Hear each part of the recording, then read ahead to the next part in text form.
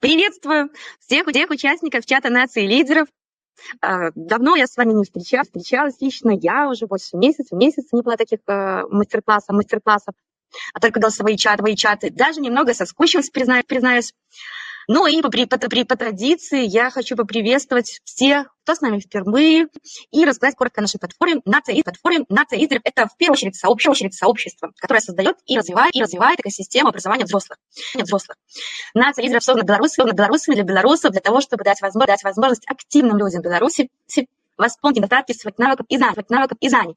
И тут мне стоит добавить, что к нам, например, вот присоединилась Айсулу, которая не является по национальности белорусской, но ей тоже созвучно, возможно, Айсулу сама об этом расскажет, созвучны наши ценности и миссия, с которой мы к вам пришли. Узнать подробнее о наших активностях можно на нашем новом сайте. Кстати, если вы еще на нем не были, обязательно сходите, посмотрите. Ссылка на него есть в каждом посте, который мы размещаем в нашем канале, в нашем чате. Внизу, в так называемом подвале, там есть сайт. Он новый, красивый, мы очень надеемся, что вам понравится. И там мы постарались наглядно и информативно описать, какие у нас есть образовательные возможности, что мы предлагаем, какие есть пути взаимодействия с нацией лидеров. Ну и самое важное, как развивать себя и свое окружение, чтобы нам вместе строить здоровое гражданское общество. Также мы проводим вот такие открытые мастер-классы, как сегодня. Кроме того, встречи с гостями, чаты с психологами, различные семинары, вебинары. Записи наших активностей доступны на YouTube-канале Нации лидеров и в SoundCloud в формате подкастов.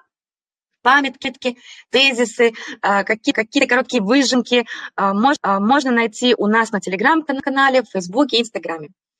Обязательно присоединяйтесь, у нас было много интересного, и я абсолютно уверена, полезного. Каждый и каждая смогут себе что-то найти. Что еще? Считаю важным проговорить, что Телеграм-канал и чат нации лидеров признаны экстремистскими материалами в Республике Беларусь, поэтому обязательно позаботьтесь о своей безопасности. Присоединяйтесь к голосовому чату с безопасных классных учетных записей, используйте VPN. Если участие в мастер-классе для вас небезопасно, подождите записи, которая будет размещена на нашем YouTube-канале уже в ближайшее время. Мы обработаем, возьмем несколько дней на обработку и обязательно разместим, и об этом в том числе будет дополнительный пост. Ну что ж, я напоминаю, что наша встреча записывается. Мы ждем от вас сегодня активной работы, активного взаимодействия в чате. Поэтому пишите свои вопросы, комментарии, а мы будем их зачитывать, будем с ними работать. А что же у нас сегодня? Сегодня у нас мастер-класс с экспертами по развитию когнитивных функций мозга, менторами по достижению целей Натальей Тихоновой и Айсулу Асилбек на тему искусство самоконтроля, как сделать мозг своим союзником. Я перевела на русский язык. У нас анонс об этом событии был написан на белорусском языке. И это такая своеобразная изюминка у нас сегодня нашего мастер-класса, что мы будем его проводить, насколько я понимаю, на двух языках. Тут Олег меня сейчас поправит. Наталья, еще раз здравствуйте, передаю вам слово. Привітання і дякую за такий промоушен. Ріна, на самой справе у нас сьогодні буде такий незвичайний майстер-клас. Ён буде на двух мовах. Лексика, и это будет такая твоя особливая когнитивная нагрузочка, потому что ваш мозг будет участь переключаться з одной мови на другую, і це буде цікаво за собой понабирать. Ну і, по-перше, я, конечно, вельмі удячна вам за тое, што знайшлі час і зацікаўленасць прийти на нашу сустрэчу. А по-другое, і менавіта таму, што гэта ўжо не першая сустрэча на тэму мозга і яго здольнасці, будем тренировать когнитивную гнуткость на протягу усёй сустрэчы натуральна. Як уже Рына сказала, што гэта мы яе правядзем на двух мовах. Ну, скажу так, я ўжо маю опыт правядзення двухмоўных тренировок. И могут быть самые поведения, потому что одночасово тренируется переключальность и концентрация уваги. И это одни з важных компонентов, якія дапамагаюць нам у штодзённым жыцці. Думаю, что вы згодныя, калі кадравыце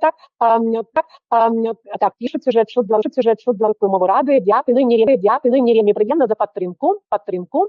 Ну і на самой справе сябры, адгукніцеся, калі ласка, хто лічыць, што канцэнтрацыя ўвагі, пераключальнасць увагі для вас яны такія важныя, і іх трэба трэніраваць заўжды. Фэсчын, стойлівасць, аб'ём, гэта менавіта тое, пра што мы і з вами будзем сёння таксама трэніраваць натуральна, не спецыяльна. Ну і вось, конечно, шчыра дзякую за падтрымку пра беларускую мову. Гэта моя такая, свой уклад такі у развіццё беларускай мовы, нашай ідэнтычнасці. І на самой справе я стараюся свой прадмет цікавы вельмі і па магчымасці данасіць на роднай мове. Ну і так, сябры, хочу адразу запытаць у вас, хто прыйшоў упершыню, а хто ўжо, можа, мае досвед аб майндфітнесе, можа, хто удзельнічаў у праграме трэнажоркі 1.0 і марафоне працы з адвычкамі, якія мы праводзілі з лютага па май у гэтым годзе на пляцоўцы нацыі лідараў. Паставце, калі ласка, адзіначкі ў чат, хто прыйшоў упершыню, і двоечкі, хто ўжо знаёмы з намі раней. Ага, ёсць адзіначкі. Так, вось, упершыню прыйшлі. Ага, добра, дзякуй. Бачу, што ўжо хто-то і на пляцоўцы не ўпершыню, а да нас упершыню прыйшоў. Ой, дык усе новенькія, бачыце, як здорава. Ну і цудоўна. Дзякуй за адказы, яшчэ пачакаю. Ага, ёсць яшчэ і тыя, хто ўжо быў, двоечку вось бачу. Дзякуй. Угу. Ну і добра. Вельмі прыемна, што ёсць і тыя, хто ўжо не ў першы раз, і хто прыйшоў сёння, каб зацікавіцца і спадзяюся далучыцца да карыснай і цікавай вандроўцы па краіне майндфітнесу. Таму што майстэрства самакантролю і працы з волей – гэта неад'емная частка нашага ментальнага здароўя, нашай ментальнай устойлівасці. Чым займаецца майндфітнес? У гэтым ліку. Гэта адзін з яго напрамкаў, можна так сказаць. Ну і зараз, калі ласка, мы зробім такую свайго роду навігацыю, каб вы ведалі, аб чым мы сёння будзем з вами размаўляць, працаваць і рабіць практыку. Калі ласка, пасачыце, аб чым мы даведаемся. Мы даведаемся, што такое воля і чаму яна важная, на якіх 3 кітах трымаецца воля, чаму самакантроль падобны на мышцу і дзе знаходзяцца межы самакантролю. Затым мы з вами паглядзім пра падман мозгу, чаму жаданне прымаецца за шчасце, што ж такое адбываецца ў мозге, што гэта робіць з намі наш такі галоўны орган. Паразважаем з вами на кошты імгненнага жадання, што гэта, па суці дзела, пракрастынацыя і як гэта прадухіліць. Ну і, канешне, зробім, як заўжды мы праводзім нашы майстар-класы і вось у трэнажорцы, будзе дуже багата практык, якія мы зробім з вами разам. І калі ласка, вы актыўна далучайцеся, будзе больш цікавей прысутнічаць на самом майстар-класе і карысней. Мы зробім трэніроўку інстынкту волі, спыніся і сплануй, трэніроўка розуму і цела будзе ў нас, ну і некалькі другіх практык па рэгулярнасці, як рэгуляваць самасвядомасць нашу і алгарытм працы са спакусамі. І, канешне, зараз крыху пра тое, хто мы такія і чаму маем рацыю спавядаць пра мозг і яго магчымасці. Ірына нас ужо прадставіла, таму я, напэўна, дуже багата не буду на гэтым звяртаць увагу, вы і самі бачыце. Ну, але ж скажу яшчэ, што для мяне вельмі прыемна, што я выпускніца курсу нацыі лідараў, камунікацыя майстэрства дзелавога ўзаемадзеяння са Святланай Мацкевіч. Я была на гэтым курсе, і мы так, як бы добра з другімі калежанкамі і калегамі узмацнілі свае веды. Вот. Ну, а Ісулу, яна моя калега, і на самой справе яна развівае майндфітнес у сваёй краіне. І зараз, што ж хочацца вам сказаць, што пакуль мы не перайшлі ўжо да такой галоўнай часткі нашай, я б хацела сказаць, чаму ж менавіта гэтая сустрэча будзе наша на 2 мовах, таму што, конечно, Айсулу будзе размаўляць з намі, хоць яна з Казахстана будзе размаўляць з намі на расійскай мове, Але хто ведае, можа і на казахскай мове мы што-небудзь навучымся размаўляць. Ну, можа, не падчас гэтага майстар-класу, але мы за Айсулу не будзем развітвацца, таму што мы з ёй такія две аўтаркі, трэнажоркі 2.0, якая будзе запущена ў верасні, таму што вось першая трэнажорка дала дуже багата водгукаў і зацікаўленасці. Ну і вось я, трэба сказаць, звярну увагу вашу на тое, што навукоўцамі ўжо дакладна пацверджана, што чалавек, які вывучае некалькі моў, адцягвае дэмэнцыю і Альцгеймера мінімум на 5-7 гадоў. І зараз вось я хацела запрасіць Айсулу, няхай яна сама крыху раскажа аб сабе і чым яе зацікавіла Беларусь. Напэўна, я папрашу, каб Айсулу нават і экран уключила, а затым я уключуся, таму што мы з вами зробім нейкую дуже цікавую практыку, якую я хацела бы паказаць вам. Вось. Айсулу, адгукніся, калі ласка, ці на сувязі ты, ці ўсё добра? Всех приветствую. Всех приветствую. Так, меня слышно, да? Так, я трансляцию выключила, тому ты можешь, калі ласка, уключай камеру. Угу. Окей. Видно ли меня? Очень темно, я знаю. У нас очень большая гроза, я дико извиняюсь, в связи с чем у нас выключен свет. Поэтому, ну, бывает. Главное, вы видите меня на картинке, увидели меня лично. Так, я сейчас, чтобы вас не пугать темнотой, выключу камеру и хочу вкратце рассказать о себе. Благодарю, Наталья, благодарю, Рина, за представление. Меня зовут Айсулу, я живу в Алмате, в Казахстане, являюсь казашкой. Очень давно, уже более 2 лет, сотрудничаю с Натальей, работали вместе и сейчас создаем, являемся соавторами программы «Тренажерка 2.0». Хочу выразить искреннюю благодарность Рине и целой нации лидеров за теплый прием, за возможность показать свой профессионализм и экспертизу в рамках наших мастер-классов и программ. Что касается вопроса Натальи, что же меня заинтересовало в Беларуси. На самом деле все страны бывшего Советского Союза я считаю родными, потому что мы все были, скажем так, в рамках одной страны. И, как я сказала, давно знаю Наталью и очень много слышала о Беларуси и сложности, проблемы. И все это откликается и мне тоже, потому что свобода, за которую мы боремся, свобода не только мысли, слова, но и в целом развития касается и моей страны тоже. Зная Наталью, узнала через нее, какие люди в Беларуси, и ее ценности очень сильно откликаются моим ценностям тоже, в связи с чем я приняла предложение стать соавтором и постараться вложить свой, пусть даже маленький вклад в развитие участников данной группы и вместе с вами развиваться самой. Ну, вкратце это обо мне. Так же, как сказала Наталья, я являюсь майнд-фитнес-тренером, семейным майнд-фитнес-тренером, коучем по принятию решений, спортивным майнд-фитнес-тренером. То есть в целом, благодаря мозгу, развиваю разные отрасли жизни, отрасли мозга, ну и помогаю достигать целей. Наталья.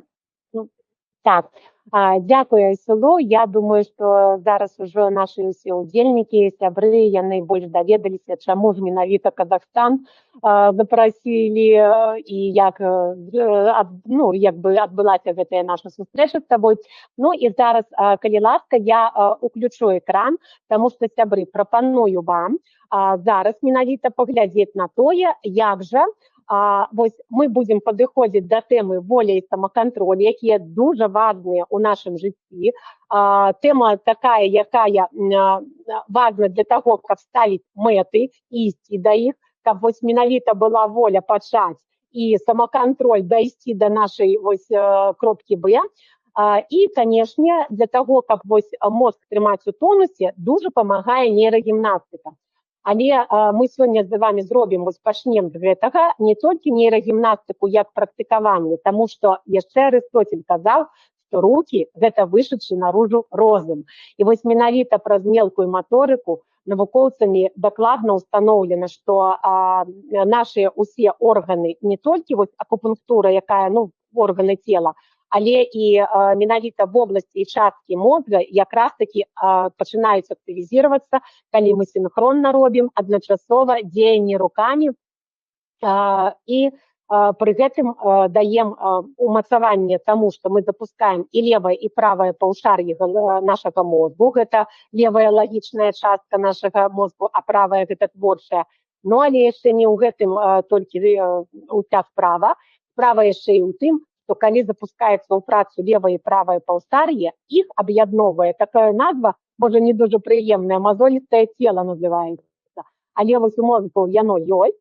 І менавіта таму, што яно яднае левае і правае, у ім пачынаецца хуткасць успрымання. І калі мы будзем рабіць, зробім нейрагімнастыку сваёй такой, ну, можа, з забавай, з такой са смешнай часткай нашага жыцця, як звычкай такой добрай, то вы неўзабаве заўважыце, як вы хутчэй пачалі як бы ўспрымаць інфармацыю, прымаць вырашэнні. Ну, як кажуць, як я люблю казаць, паверце і праверце. Ну і так, сябры, я зараз буду паказваць, а вы, калі ласка, паспрабуйце разам за мной гэта выконваць.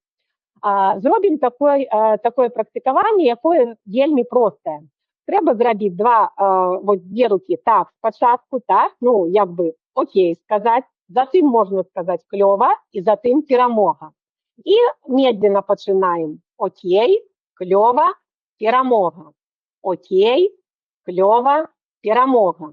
Я зараз покажу вам толькі дэманстрацыю, таму што, канешне, каб гэта атрымлівалася і было больш карысці, то трэба рабіць хутка. Калі вы навучыцеся так быстро рабіць синхронна, можна ускладніць гэтае практыкаванне тым, што дадаваць хлапок. Напрыклад, зрабілі окей, хлапок, клёва, 2 хлапка, перамога, хлапок, затым окей, 2 хлапка, клёва, хлапок. Ну і гэтак далей. Калі гэта пачне атрымлівацца вельмі добра, таму што мозг наш, ён навучаецца, развіваецца, калі навучаецца. Тады мы што робім? Калі мы рабілі вось так, 2 рукамі, то мы ускладнім задачу. Мы на гэтай руцэ зробім апошняе дзеянне, перамога, а на гэтай клёва. А затым што? На гэтай павінна, каб адбылося окей, а тут клёва. А затым тут Віктары, бачыце, а тут окей. Загаварылася. Ну і давайте паспрабуем вось разам рабіць. Цяпер вось так.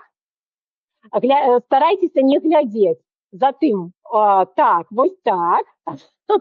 Бачыце, крыху пераключыліся і ўжо атрымліваецца не так, як трэба. Бачыце, я яшчэ і размаўляю, таму трэба рабіць. Ну, старайцеся рабіць. Ведаеце, што я скажу яшчэ такі момант, што у мяне гэта не дуже добра атрымліваецца, я ўжо заўважыла, але я вучуся пастаянна. Таму што 2 гады таму я перанесла чэрапна-мазгавую траўму у той вобласці мозга, дзе з мазжачком соединяецца. А гэта каардынацыя рухаў. І менавіта не нейрагімнастыка, вот я, так рабіла, яна, дала мне магчымасць, скажем так, застацца ў розуме, цвярозым і вось нават выкладаць. Ну і глядзіце, як я вам ужо казала, не будзем ужо як бы так, вось,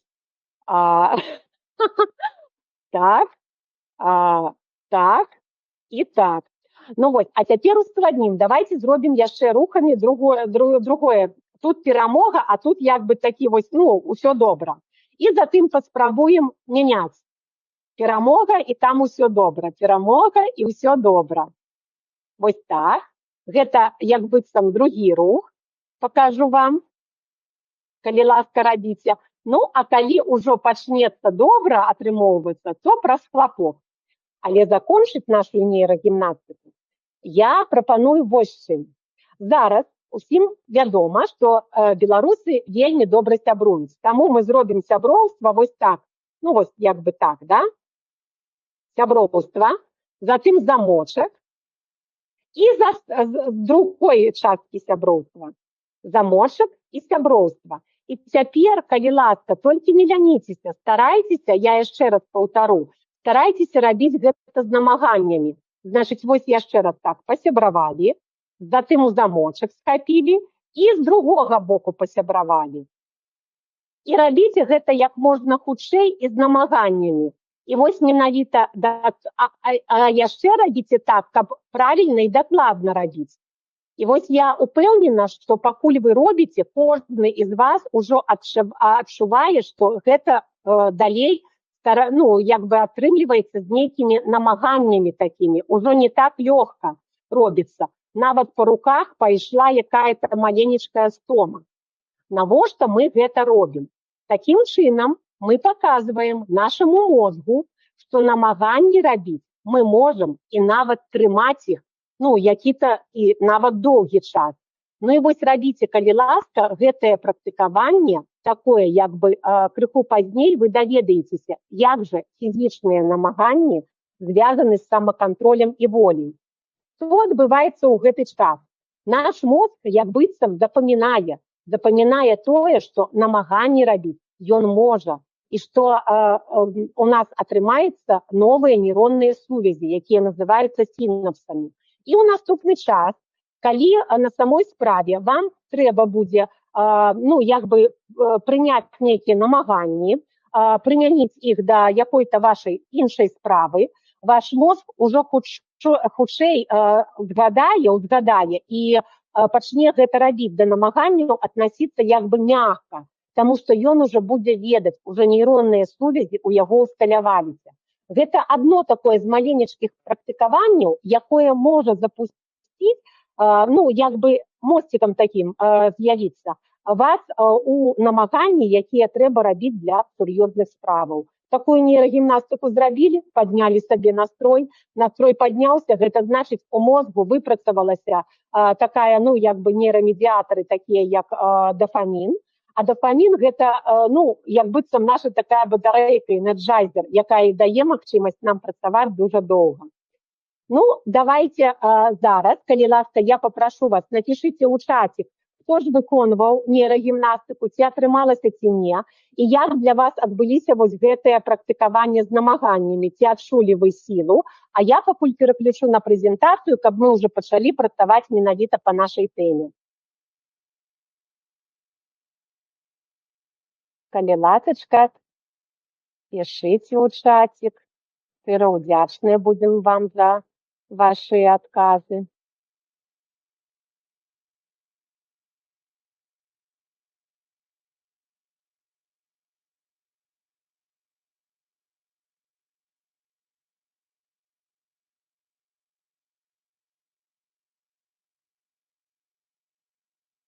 Так, я бачу, пішаце, дзякуй вялікі.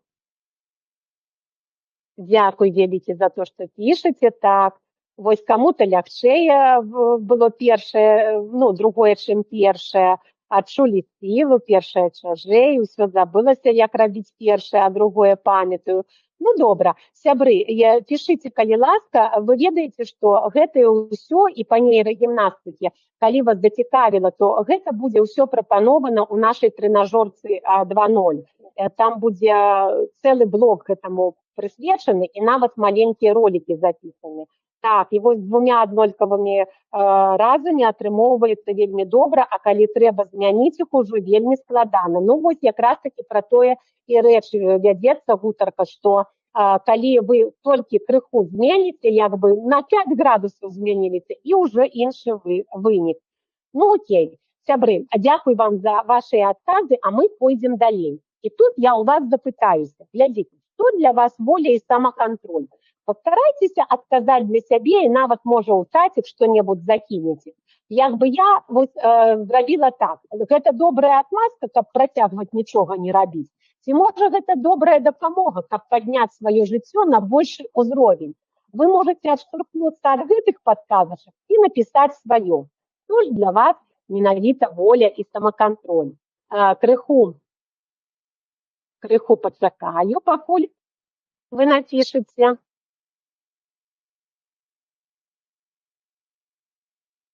Таму што менавіта хочацца пачуць вашы адказы, каб ужо далей з вашымі адказамі паглядзець, што ж для вас воля і самакантроль і рухацца далей.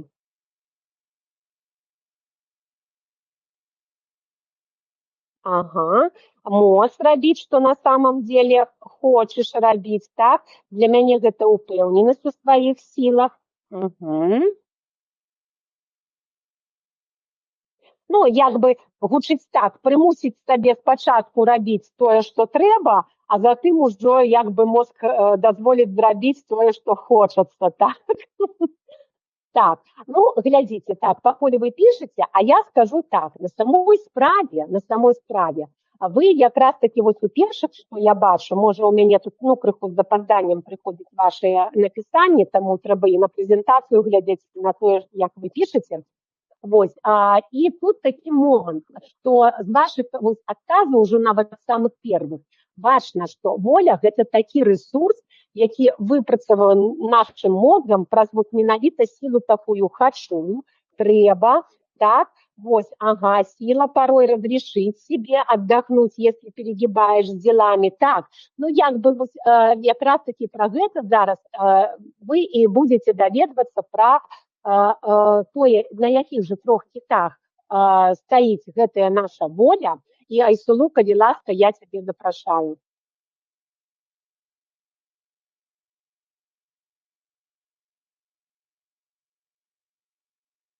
Так, Айсулу. Ну что, вижу в чате, хотя не совсем понимаю, но думаю, вижу вашу обратную связь о том, как вам нейрогимнастика с Натальей, что получилось у вас, а что нет. Ну, а мы идем дальше. 3 кита, ну, для нас, Наталья, это 3 черепахи, 3 силы, на котором держится воля и самоконтроль. Называется «Я буду», «Я не буду», «Я хочу». Что же такое сила воли и почему она так важна? Сила «я не буду» – это та сила, которая называется отказ своим страстям. Не буду пить, не буду болтать, гневаться, не буду зависать в социальных сетях и так далее. Сила же «я буду» отвечает за помощь сделать то, чего не всегда хочется, но что на самом деле очень важно. Сила «я хочу» выделяет то, что по-настоящему важно, и удерживает от сиюминутных желаний. Стать здоровым, сильным, мудрым. Напишите, пожалуйста, в чат, какие слова вы говорите себе чаще. «Я буду», «Я не буду» или «Я хочу». Или другими словами, какую из этих сил вы чаще всего включаете. Напишите, пожалуйста, в чат. «Я буду», угу. Вижу уже обратную связь. Угу. Пока остальные пишут, я продолжу. Угу. Я чаще говорю себе «я выбираю» или «я хочу». Отлично. Окей. Управление этими 3 силами помогает достигать целей.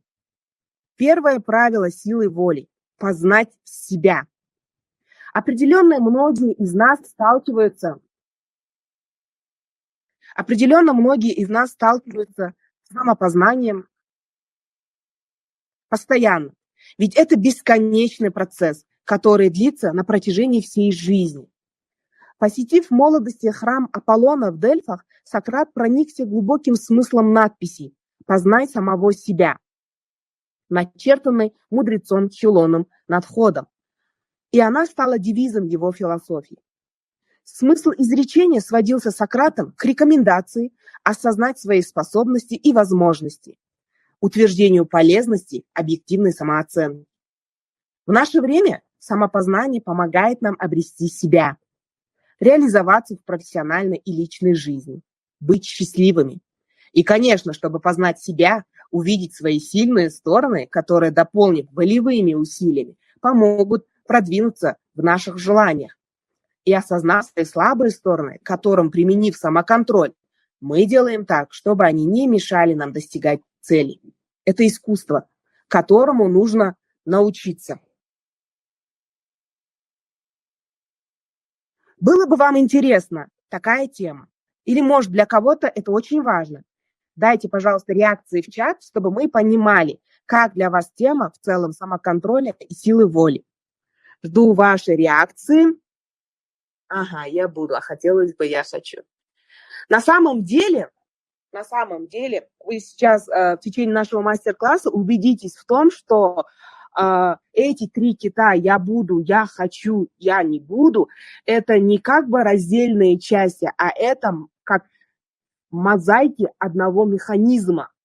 И все они 3 должны в нас быть выработаны, потому что остальные без одного или там только один работает. Такого не бывает. И нам важно разобраться в этой теме. Угу. Ну что, идем дальше. Думаю, что нетрудно согласиться, что большинство решений мы принимаем так, да, каждый день там, на автопилоте, не слишком понимая, что нами движет. И не всегда задумываемся о последствиях. Когда люди отвлекаются, они более склонны к так называемым искушениям. Особенно, когда мозг перегружен, в своих решениях чаще всего люди руководствуются импульсами, а не долгосрочными целями. В такие моменты воля стремится к нулю, а самоконтроль вовсе может отключиться. Чтобы избежать вот как раз-таки этой ситуации, перегрузки мозга и отключения самоконтроля, очень важно как раз-таки заглянуть в себя. Потому что мы не всегда в силах объяснить себе, что это такое и что со мной случилось, или что меня сломало, почему я чувствую то или иное негативное состояние. И как бы вопросы не звучали, которые мы сами себе задаем, ответ на самом деле простой. Необходимо натренировать свой мозг. Как раз-таки включить самоконтроль, чтобы не доводить себя до перегруза.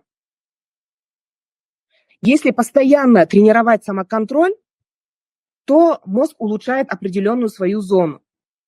Как вы можете увидеть на экране, что есть ряд навыков, которые нам помогают тренировать и развивать самоконтроль.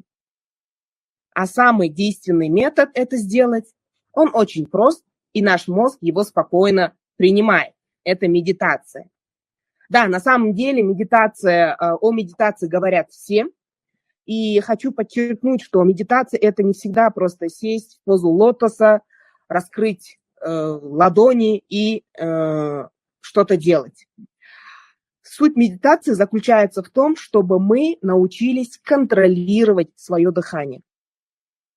Во время медитации мозг как раз-таки приобретает целый набор навыков самоконтроля, включая внимательность, собранность, умение справляться со стрессом, контроль над импульсами и самосознание. Давайте сейчас мы попрактикуем как раз-таки, как это выглядит. И дальше вы сможете развивать и улучшать свою медитацию, больше прочувствовать и погрузиться в этот удивительный процесс. На самом деле, здесь еще я хочу прям подчеркнуть то, что любое дело, чем бы мы ни занимались, особенно когда дело идет про какие-то привычки, которые нам необходимы, да, регулярность важнее прям длительности процесса. Потому что, когда мы слышим о медитации, зачастую нам говорят о том, что нужно медитировать там, 30 минут в день. Там, чем дольше ты сидишь в молчании и вот сконцентрированным, тем больше достигаешь цели. На самом деле все это правда, но есть такой нюанс, что люди, которые не медитировали и не практиковали это в своей жизни, для них это сложно дается. Для меня медитация – это один из тех процессов, привычек, которые я внедряю в свою жизнь и по сей день, несмотря на то, что самоконтролем и волей я занимаюсь уже более 3 лет. То есть есть инструменты, которые быстро срабатывают, есть инструменты, которые не совсем быстро работают, к которым нужно привыкнуть. Так вот, регулярность важнее всего. А теперь давайте перейдем к практике. Пожалуйста, сядьте поудобнее. Если вы сидите на стуле, на кресле, неважно, где бы вы ни сидели, выпрямьте осанку максимально, да, насколько это для вас комфортно, возможно, не должно быть никаких болезненных ощущений. Если вы сидите на стуле или на кресле, на кроватке, неважно, убедитесь, что ваши стопы полностью касаются пола. Сейчас мы научимся контролировать наше дыхание. Сядьте прямо и положите руки на колени. Очень важно не ерзать во время медитации. Это физическая основа самоконтроля. Если же вы ощутите желание почесаться, изменить позу, положение рук, ног или нос почешется и так далее, а такое обязательно будет, постарайтесь не поддаваться этому стремлению. От этого простого условия, неподвижной позы, отчасти зависит и успех волевой тренировки. Потому что мы учимся не следовать своим желаниям, импульсам на автопилоте, а сосредотачиваться в первую очередь на себе. Таким образом, давайте сначала пару раз подышим. Наша задача глубоко вдыхать и выдыхать. Делаем глубокий вдох вместе со мной. И глубокий, спокойный выдох. Делаем так несколько раз. Где бы вы ни находились, максимально сосредоточьтесь именно на дыхании. Если даже вокруг вас движение или телефон, что угодно, сосредоточьтесь на дыхании. В помощь вы можете про себя прям говорить. Вдох, выдох. Также продолжайте. Дышим глубоко, глубокий вдох, выдох. Постарайтесь постепенно, когда вы будете продолжать дышать, и именно концентрироваться и все свое внимание обращать внутрь себя, то вы заметите, как все мысли, которые вас атакуют, постепенно будут уходить. Если вы заметите, что отвлеклись на какие-то мысли, просто возвращайтесь к дыханию. Просто пометьте для себя, что отвлекались, но возвращайтесь к дыханию. Эта практика постоянного возвращения к дыханию усиливает работу префронтальной коры, которая отвечает за нашу психику и воздействует на наше восприятие, память, мышление, ну и вообще на все процессы в нашем мозге. Делайте глубокий вдох и выдох. Почувствуйте, как с каждым вдохом вы вбираете в себя вместе с кислородом энергию, силу, позитив. А каждый глубокий выдох выпускает из вашего тела весь негатив, стресс, мысли. Мыслительная жвачка в голове постепенно останавливается. Вы полностью сконцентрированы на вашем дыхании. Мой голос для вас звучит чисто фоном. Вы только сосредоточены на вашем дыхании. Вдох и выдох. Отмечайте свои ощущения при дыхании и посторонние мысли. Через несколько минут постарайтесь уже перестать говорить про себя вдох и выдох, но продолжать дышать. Сосредоточьтесь на своих ощущениях от дыхания. Почувствуйте, как энергия входит в ваше тело. Сопроводите ее с головы до кончика пальцев и выпустите с каждым вдохом весь негатив, мысли. Пусть ваше тело освободится от всего сейчас. Почувствуйте, как ваш живот и грудь расширяются при вдохе и сдуваются при выдохе. Возможно, вы опять отвлеклись на свои мысли, но, как и прежде, просто заметьте их, направьте ваше внимание вновь к вашему дыханию. Эта часть практики тренирует самосознание и самоконтроль. Начните с 3-5 минут в день. Когда это войдет в привычку, увеличьте время до 10-15 минут. Если станет тягость, вернитесь к 5 минутам. На самом деле, таким образом, постепенно мы продолжаем увеличивать время, которое нам дает, мы откладываем на эту медитацию. Нужно сказать, что вы продолжаете дышать, не отвлекаемся, просто слушайте и дышите. Необходимо, наверное, сказать, что неудачи при медитации полезны для самоконтроля. Во-первых, ежедневная короткая тренировка, как я сказала, да, она лучше, чем если бы мы 30-40 минут откладывали на медитацию, но все равно откладывали на завтра. Не то время, уже если сейчас 30 минут буду медитировать, уже опоздаю на следующую встречу и так далее и тому подобное. Но самое главное здесь, хоть чуть-чуть, но делай. Продолжайте дышать, делайте еще пару глубоких вдохов и выдохов и постепенно возвращайтесь ко мне.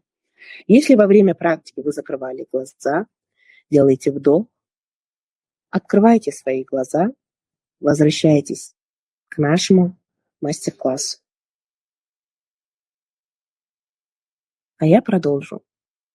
Пока вы, скажем так, резюмируете свои ощущения, которые получили от практики, пока полностью возвращаетесь к нашему мастер-классу, я хочу как раз-таки рассказать про то, как вообще работает ежедневная медитация. Как я уже сказала, на самом деле мы делаем так, что 30 минут нужно медитировать, но дальше уже другие задачи, другие цели, и мы бежим и думаем, не сегодня, завтра или перед сном, и продолжаем откладывать. Но я повторюсь, что ежедневная короткая тренировка, даже если она не получается так, как мы хотели бы, лучше, чем длинная практика, которую мы каждый день откладываем. Так вы начнете осознавать, что именно вы самый главный ресурс, что все, что нужно нам для достижения целей, для свершения, находится в нас. А мы пытаемся эти силы подавить оправданиями и не делаем прямо сейчас. Следующий момент. Возможно, вам будет удобнее установить какое-то время для медитации, конкретное на каждый день. Так в нас начинается формироваться и усиливаться воля и дисциплина.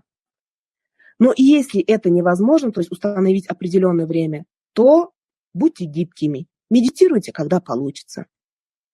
Так вы начнете осознавать, что именно мы сами влияем на волю из любого состояния.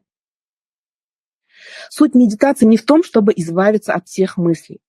Медитация как раз-таки нас учит не теряться и не забывать, к чему мы стремимся во всем информационном шуме и во всем, что происходит вокруг нас. Даже после неудачной, на наш взгляд, медитации мы становимся собранными, чем вообще без нее. Через короткое время, даже перед 5-минутных ежедневных медитаций, может даже сделанных не совсем точно и правильно, вы начнете осознавать и отлавливать, что опасность исходит не извне, а из нас. После регулярных медитаций человек начинает замечать, когда он отклонился от цели и учится возвращаться к ней. На самом деле мы часто говорим о том, что нужно сфокусироваться на целях, сфокусироваться на каких-то планах и так далее. Да? И зачастую есть даже люди, клиенты, с которыми мы работаем, да, которые говорят, вот зачем, вот, например, здесь медитация, а вот зачем здесь лабиринты или какие-то другие инструменты, я хочу вот научиться фокусу. А именно вот такие маленькие, короткие даже медитации помогают нам удерживать наш фокус.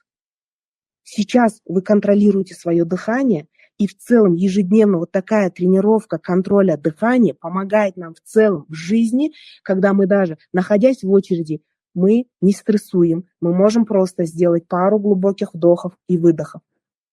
То же самое, когда мы начинаем отвлекаться в жизни на какие-то важные вроде бы и срочные задачи и уходим все дальше от своей цели, именно как раз-таки вот такие практики, которые мы делаем постоянно, помогают мозгу держать контроль, фокус на том, куда нам надо, и сказать нам, так, слушай, вот это мы сейчас не делаем, потому что это не так важно, это нас отклоняет от цели, и возвращать. Это и есть фокус внимания.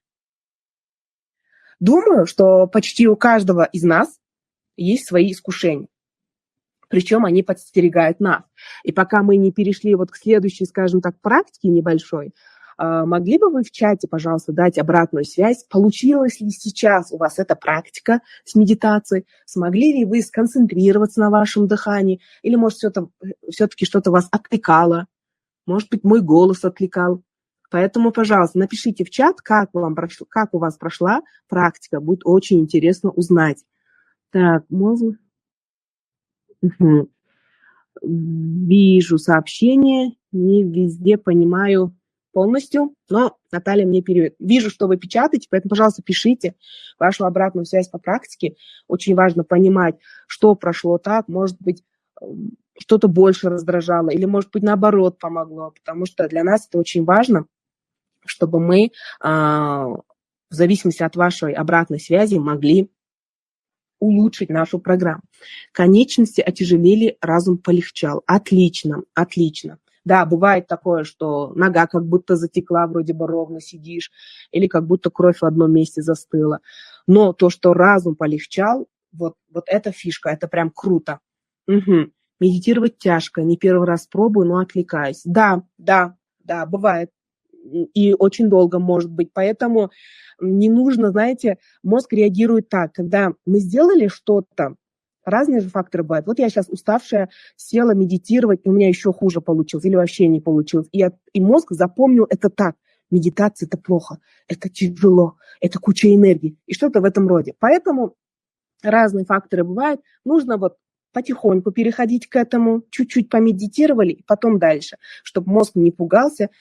Как раз-таки мы этому и будем учиться. Я очень старался, голос успокаивал, расслаблял. Угу. Отлично, отлично. Окей, а мы двигаемся дальше. Смотрите, у каждого из нас, как на картинке, да, есть свои искушения. Причем они подстерегают нас в разных местах, и в то время, когда мы, кажется, вообще их не ждали. Как? Поверьте и проверьте, как говорится. Вот, когда вы испытываете искушение, необходимо направить внимание внутрь себя, как мы пытались это только что сделать. Простой 5-минутной медитации. Очень скоро вы осознаете, что опасность, как я уже сказала, исходит не извне, а внутри нас. У каждого есть, если можно так сказать, инстинкт силы воли. Наше тело, в принципе, рождено сопротивляться. И если мы знаем, как сопротивляться в принципе, то этот инстинкт можно натренировать. Сопротивляться пирожным, к примеру, или чрезмерному кофе, сигаретам, чрезмерному шопингу, быстрой езде, чему угодно. На самом деле зависимости – это же не только алкоголь и сигареты. Зависимость нынче, да, проблема в гаджетах, в социальных сетях зависаем очень долго, любим быстро ездить, потому что якобы торопимся. Или вот стресс нужен, там, шопинг-терапия, да, потратить денежки и так далее. Вот такие зависимости бывают.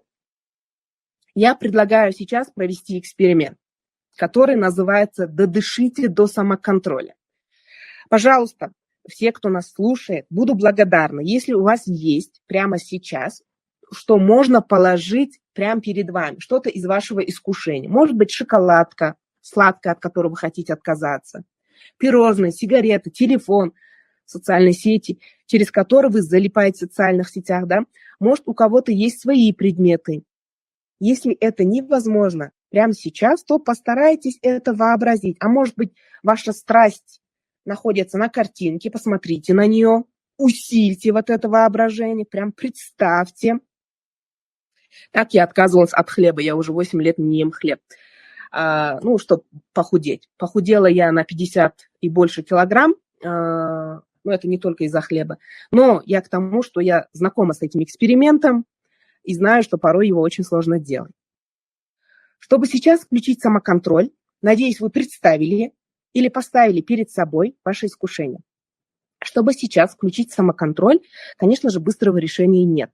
Но есть один способ мгновенно увеличить силу воли и вызвать самоконтроль следом. Прямо сейчас замедлите свое дыхание до 4-6 вдохов в минуту. На каждый вдох уйдет около 10-15 секунд. Это медленнее, чем мы обычно делаем, как мы обычно дышим, но не трудно при некоторой практике и терпении. Замедляя дыхание, вы активируете префронтальную кору и увеличиваете вариабельность сердечного ритма. Вариабельность сердечного ритма – это интервалы между сердечными сокращениями при дыхании. Это помогает нам перевести мозг и тело из состояния стресса в режим самоконтроля. То есть вы дышите, вот смотрите, например, на пирожное, прям хочу, вы представляете его вкус. Целый день держала, сейчас вот прям хочу. Вот такое состояние, да, и мы начинаем дышать. Вдох, выдох, очень медленно, спокойно. И это, как бы, знаете, охлаждает наш мозг и вызывает, вот, пробуждает силу воли и самоконтроль. Через несколько минут как раз-таки к вам придет покой, и вы сможете овладеть собой и справиться как раз-таки с этим искушением. Неплохая мысль, правда? Замедлить дыхание, пока вы смотрите на пирожное или сигарету, или на автомобиль, который хотите разогнать. Чтобы эта дыхательная практика, ребята, сработала, ее желательно, конечно, тренировать заранее. Вот почему я вам говорю, что лучше каждый день по 5 минут медитировать и научить мозг контролировать ваше дыхание. Тогда в любой момент, даже когда вас подстерегает искушение, вы сможете как раз и через такое дыхание быстро, резко мозг приходит в вот такое, скажем, такое трезвое состояние.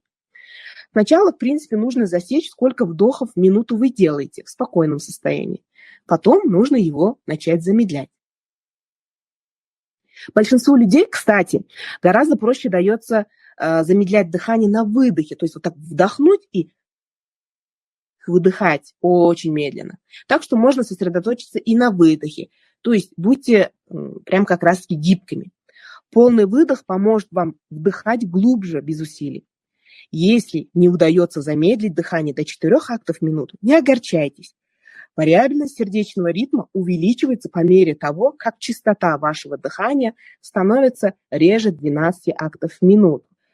Поэтому самое главное, даже на этой терминологии лучше не заморачиваться. Просто мы постарались вам, скажем, научным языком объяснить, почему так происходит.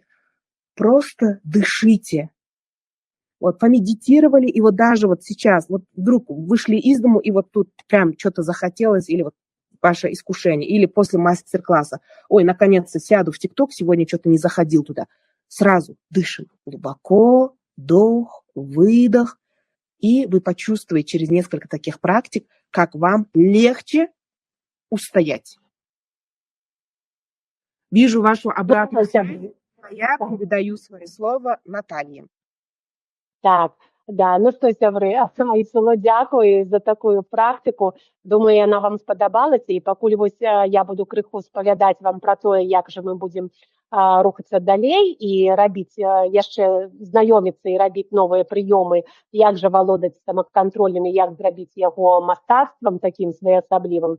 Вы напишите, калі ласка, у чат, што як вам будуць гэтыя практыкі, так, дадыхаць да самакантролю, як вось вам гэта адгукаецца. І самае галоўнае, калі хто палажыў сваю спакусу побач з сабой, то, калі ласка, напішыце, ці ўтрымаліся вы ад сваёй спакусы ці не. Ну, а яшчэ што ж адбываецца вось гэтыя калі медытацыі дыхання і навогуле медытацыя, так? Ёсць такі, як быццам, унутраны канфлікт. І вось нават з вашых адказаў, хто ўжо даўно медитируе, у таго лепш атрымліваецца, так, і нават наогуле атрымліваецца. А хто не, то на самой справе адцягваюцца мыслі і, ну, не так падаецца. І вось гэты унутраны канфлікт, ён можа, ну, як бы нас таксама, ну, як бы бянтэжыць, што ж рабіць. І вось зараз якраз-такі мы з гэтым паспрабуем з вами зрабіць такую практыку, каб пазбавіцца ад гэтага ўнутранага канфлікта. Гэта будзе яшчэ адна такая у капілачку, вашу практыка, як жа ўсё ж такі, калі не атрымліваецца дадыхаць да самакантроля, то давайте паспрабуем іншую, можа у вас атрымаецца іншая. І так, ну вось зараз, пакуль вы пішаце, паглядзіце на гэты слайд. Мы з вами зараз правядзем такую тэхніку. Спыніце, уяві, плануй. І на самой справе вось гэтага адчування ўнутранага канфлікту, якая запускае гэтую рэакцыю нам схваціць гэтую сваю спакусу, можна спыніць менавіта гэтай практыкай. Значыць, глядзіце, як гэта можа адбывацца. Вы атрымалі сігнал такі, і ось уже нават пацягнуліся да сваёй спакусы. І трэба вось пачаць трэніраваць гэтую практыку. Таксама крыху, можа, ну, раней, чым гэтая спакуса прыйшла. І так, глядзіце, што мы зараз будзем рабіць. Тут падзяліла я вам спыніся, гэта як бы, ну, вось вы спыніліся, не дакрануліся да сваёй спакусы. І зараз мы паспрабуем з вами паразважаць аб гэтым. Спачатку мы паспрабуем зрабіць дыстанцыю. Але зараз, калі ласка, накідайце-ка ў чацікі сваіх спакус. Вось што для вас спакусы? Што вось такое можа з'явіцца, што вы нават не зможаце ўстаяць? Што гэта за спакусы? І тады нам будзе, можа, мы выберем адну-дзве і паспрабуем разам з вами зараз якраз такі напісаць пра іх. Пачакаю, пакуль вы пішаце. Ага, сахар. Так, яшчэ, калі ласка, сябры, напішыце. Ага, цукар, ежа, так. Ага, шакаладка. Добра. Пазаногці, так, ага. Ну, глядзіце, сябры. Давайте мы возьмем тады спакусу, возьмем такую, якую вось пішыце, калі ласка, яшчэ. Спакусу такая, якая, ну, вось ежа, так? Таму што і цукар, і шакаладка гэта да ежы адносіцца. Ну і, напрыклад, вось у вас атрымалася гэтая спакуса. Як можна спыніцца і ўявіць, і спланаваць? Мы спачатку дыстанцыруемся. Мы можам дыстанцыравацца ў часе. Што гэта можа быць? Ну, гэта можа быць, што мы скажам сабе. Ну, добра, не зараз, а вось праз 10 хвілін. Так? Затым, можа, вы самі накідаеце яшчэ, якія можаце час, так? Ці, можа, ну, для сябе ўявіце, як жа вы можаце дыстанцыравацца ў часе. Затым, мы можам дыстанцыравацца ў месцы. Ну, напрыклад, ну, не тут прям зараз, а вось выберу сабе добрае месца. Ну, вось, можа, не на кухенцы, прям вось зараз уцягну ў рот гэтую шакаладку, а пойду вось сяду ў добрае крэсла, ці, можа, там наадварот, на вуліцу выйду і на прыродзе з'ем яе, так? Ці, можа, напрыклад, вы ідзеце, і ваша спакуса гэта кафэ якое-небудзь, і вы вось купілі, не ўтрымалі, ці, можа, ну, крама якая, не ўтрымалі, купілі гэтую сваю спакусу, і ну, вось не прямо зараз, а прыйду домой і затым з'ем, так? А можа, яшчэ і прыйду домой, пераапрануся, аддыхну і затым схожу і куплю гэтую спакусу сабе. Ну, як бы час і месца. І абставіны таксама могуць быць. Ну, пры гэтых абставінах, можа, тут музыку трэба ўключыць, ці, можа, тут вось дрэнна пахне, так? Пах які дрэнны. Ну, такія абставіны, што, ну, як бы, ну, не хочацца тут, так? Альбо, можа, чалавек. Ну, як бы, калі вы не жадзіна, то можна так сказаць, ну, добра, раздзялю я сваю спакусу са сваім, там, ну, каханым, так, ці, можа, там, з якім, ну, з якім-небудзь чалавекам, ці з калегам па рабоце. Затым, калі вы так дыстанцыраваліся, вы паспрабуеце ўявіць яскрава дэталі. Ну, паспрабуйце ўявіць вось формы, напрыклад, гэтай ежы, якая яна. Ці круглая, ці, можа, яна маленькая, ці вялікая, вы паўяўляйце так гэта. Затым можаце нават колер уявіць, якога колеру гэтая спакуса, ці нават прыдумаць які-небудзь свой колер. Пачуць пах, як яна пахне, ці, ну, як бы уявіць сабе, як гэта можа быць, так? А калі б яна выдавала гук, то на што б яна была пахожа? Можа, на якую флейту, ці, можа, там, ну, на гук гармонікі якой, так? Ну, вось, як бы так, эмоцый дадавайце ў свае ўяўленні. І якая гэта фактура. Пастарайцеся вось уявіць сабе, а як на самой справе гэта можа быць, што ж гэта за фактура. Можа, яна хрумкая, хрусціць, так? А можа, яна, ну, што робіцца, расцягваецца ў рце, як бы мяккая такая субстанцыя, ну, розныя, так? І калі вы гэта вы паўяўлялі, затым, калі ласка, сплануйце вось натуральна як план, як вы будзеце гэта рабіць. Як вы, напрыклад, там будзеце адкрываць гэтую, ну, абёртку, так? Як яна будзе шуршаць, там паўяўляць сабе. Будзеце гэта вы тарапіцца, хутка рабіць, ці, можа, вы будзеце так павольна рабіць.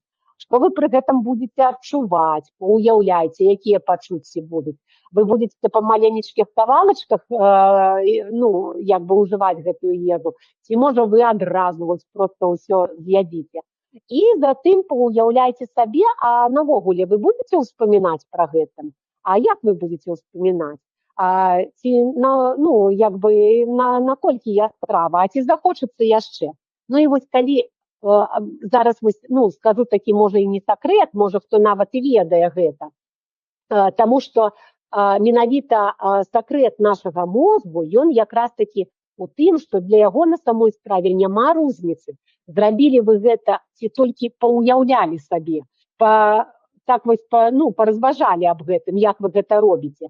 Як вось кажуць, што паверце і праверце гэта на практыцы, так, і упэўніваю вас. Роўна так, як у вас ужо выпрацавалася звычка рэагаваць на спакусу як бы быстра, а перад сілай звычкі самакантроль губляецца, нават пасуе, то роўна так жа у вас пачне укараняцца іншая звычка. Спыніцца, уявіць і спланаваць. Вось калі вы возьмеце сабе на ўвагу гэта і паспрабуеце так рабіць, вось пасачыце за сабой, паназірайце, як у вас павольна пачне выпрацоўвацца новая звычка, то вам дастаткова часам будзе толькі вось так яскрава паўяўляць, як вы з гэтай спакусай. Гэта датычыцца і цыгарэты, гэта датычыцца і ўсіх розных спакус. І нават соцсетак таксама можна гэта будзе зрабіць. З соцсеткамі так яшчэ і эмоцыі у нас падключаюцца, пра гэта крыху пазней мы пагаворым. Але вось менавіта пра спакусы яшчэ што можна сказаць? Можна нават падмануць свой мозг і прыдумаць такое названне сабе, як кодавае слово. Суд. Спыніся, уяві, сплануй. Вось мозг, зараз робім суд. І мозг пачынае рабіць гэты суд, так? А вось для спакус, якія датычацца працэсаў мыслення, не проста такіх вось рэчаў, да, і прыняцця рашэнняў якіх-небудзь, таму што таксама бываюць такія спакусы, можна яшчэ адну надбаць звычку, і вы яе ведаеце, ці, можа, чулі, як устойлівае спалучэнне, як фразеалагізм. Завецца ён РМВ ці РВМ. Перакладаецца ён так, раніца мудраней, чым вечар. Я думаю, што багата каму гэта знаёма. Паставьте, калі ласка, агеньчыкі ў чат, ці якія-небудзь рэакцыі, ці знаёма вам такая вось дыстанцыя. Раніца мудраней, чым вечар, так? Вось гэта спакуса. І тут жа яшчэ такі момант адзін, які вельмі важны на самой справе. Што карысна ведаць, што людзі з большай варыябельнасцю сардэчнага рытму, аб гэтым вам Айсулу ўжо крыху расказала, так? Радзей адцягваюцца і менш паддаюцца спакусам і лепш спраўляюцца са стрэсавымі сітуацыямі. І менавіта таму, што варыябельнасць ці частата гэтага сардэчнага рытму, яна павялічваецца, калі вы займаецеся спортам. Дужы сон вельмі павялічвае варыябельнасць, здаровая ежа і медитацыя. Далей пойдзем. Менавіта зараз вось я адкрыла слайдзік, дзе гэтыя вось 4 тут я і ўзгадала. Вы можете пакуль пачытаць, а я вам вось што скажу. То на першы погляд можа прагучыць гэта вельмі смела. Але гэта насамрэч амаль на 100% праўда. Фізічныя трэніроўкі больш за ўсё падобныя да панацэі. Можна вось менавіта так сказаць. А чаму? Таму што яны умацоўваюць біялагічныя асновы самакантролю, павялічваючы вось гэтую базавую варыябельнасць сардэчнага рытму. А на самой справе зараз вось я вас і дашлю да таго, што вы ведаеце. Вы можете паназіраць нават за сабой. Асабліва, калі вы займаецеся спортам, ці можа, калі вы не займаецеся, у вашым асяроддзі ёсць людзі, якія займаюцца спортам, упэўнена, што, хто-то да ёсць такі, і навогуле гэта не значыць, што гэта можа быць такі, прафесійны спорт, гэта проста і такі спорт, які мы робім для сябе, нават і зарадку кожную раніцу, напрыклад, ці, які-то зручны для вас час, так? І у процівавес, у супрацьлегласць, паназірайце за тымі людзьмі, якія спортам не займаюцца. І вось тут паназірайце, хто ж усё ж такі больш склонны да самакантролю і да волі. Вядома, я думаю, што вы згадзіцеся, што менавіта тыя, хто займаюцца спортам, у жыцці якіх спорт, мее якую-то таску такую значную. І гэтыя людзі, спартоўцы, якія там менавіта сябе могуць так арганізаваць, яны на самой справе больш арганізаваныя могуць быць. Хацелася б даведацца ад вас, што ж вы пра гэта мысліце, калі ласка напішыце, вось менавіта як спорт датычыцца да самакантроля і волі. Вот, ну, пакуль так, да, сваімі разважаннямі падзяліцеся. А пакуль вы пішаце, то я працягну далей. Таму што, вось, да прыкладу, яшчэ ёсць такі момант, на які трэба звярнуць увагу, і нават паназірайце за сабой. То недасып, вось калі вы не даспалі, высмоктвае сілу волі натуральна. А наадварот, рэлаксацыя дапамагае аднавіць самакантроль. І менавіта зараз высэй сулу крыху вам паказала, што ж рабіла менавіта гэтая рэлаксацыя, так? І вось да слова прыёмы рэлаксацыі і багата іншых практык самарэгуляцыі і кіравання сваімі эмоцыямі мы будзем разам з вами практыкаваць на аднаўлёнай трэнажорцы 2.0. Якую, ну, про якую мы зараз крыху пазней раскажем і запросім вас. Вот. Але яшчэ крыху пазней мы зробім з вами яшчэ практыку адну, у якой вы зразумееце, што механізм самакантролю напрамую звязаны з нашым эмацыйным станам. А каб правільна карыстацца гэтым механізмам, гэтаму трэба навучыцца. Як кажуць, навучыць свой мозг правільныя рэчы рабіць правільна, а не так, як попало, як выйдзе. І так, тэхніка самакантролю мяркуе наяўнасць двух навыкаў: распазнання эмоцый і іх кантролю. А для эфектыўнага навучання самакантролю трэніраваць гэтыя навыкі трэба паасобку. А чаму паасобку? Паасобку таму, што справа вось у чым. Здольнасць чалавека рэгуляваць свае імпульсіўныя паводзіны не зусім лёгкая справа, калі да гэтага аднесціся толькі з погляду дысцыпліны. Вось вазьму сябе ў рукі і вось стрымаю свае эмоцыі. Менавіта, так не атрымліваецца часам, я думаю, што вы і самі па сябе гэта заўважаеце. І вось менавіта па гэтаму мы і кажам, што кантраляваць сабе гэта мастацтва, самакантроль гэта мастацтва. Таму што часам людзі блытаюць самакантроль самападаўленнем. Калі пачуцці хаваюцца і ігнаруюцца, падаўленне эмоцый прыводзіць да раздражальнасці, трывожнасці і пагаршае нават прадуктыўнасць. І пры гэтым самакантроль проста знікае. А чаму? А таму, што ён не можа існаваць у такіх умовах.